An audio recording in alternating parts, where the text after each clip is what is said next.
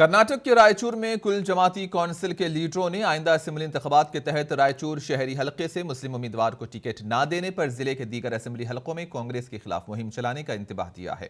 कुल जमाती कौंसिल के लीडरों ने आज एक मीडिया कॉन्फ्रेंस से खिताब किया। इस मौके पर कौंसिल के लीडर मोहम्मद आसिमुद्दीन अख्तर और हाफिज मोहम्मद जमील सिराजी ने कहा कि कौंसिल का मुतालबा है कि जिस तरह इलेक्शन के दौरान सभी पसमानदा तबकात के साथ इंसाफ किया जाता है, उसी तरह मुसलमानों के साथ भी समाजी इंसाफ किया जाए। इन्होंने कहा कि आज़ादी के बाद कांग्रेस की जानिब से रायचूर हल्के असेंबली से अक्सर मुस्लिम उम्मीदवारों को ही टिकट दिया जा रहा है। मोहम्मद आसिमुद्दीन अख्तर ने कहा कि कौंसिल किसी मजहब या तबके के खिलाफ नहीं है, बल्कि समाजी इंसाफ के तहत कांग्रेस से मुस्लिम उम्मीदवार को टिकट देने का मुतालबा कर रहे हैं। सीट आज़ादी हिंद के बाद से मुसलमानों के पास रही है और मुसलसिल यहाँ से मुस्लिम कैंडिडेट जीतते आए हैं।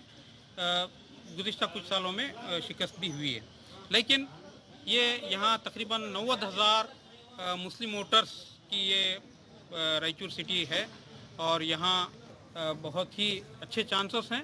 तो हम कांग्रेस से अपील करते हैं कि वो मुस्लिम कैंडिडेट को यहाँ इस मर्तबा भी नशिस्त दे और हम उसको सपोर्ट करेंगे इंशाअल्लाह। अगर इन केस मुस्लिम कैंडिडेट को अगर नहीं दी जाती है तो फिर हमें देखना पड़ेगा कि सेक्युलर कैंडिडेट को अगर दी जाती है या किसी और पार्टी से मुस्लिम कैंडिडेट को टिकट मिलती है तो फिर हमारा जो रद्द अमल होगा वो हम इंशाल्लाह अगले इसमें जाहिर करेंगे।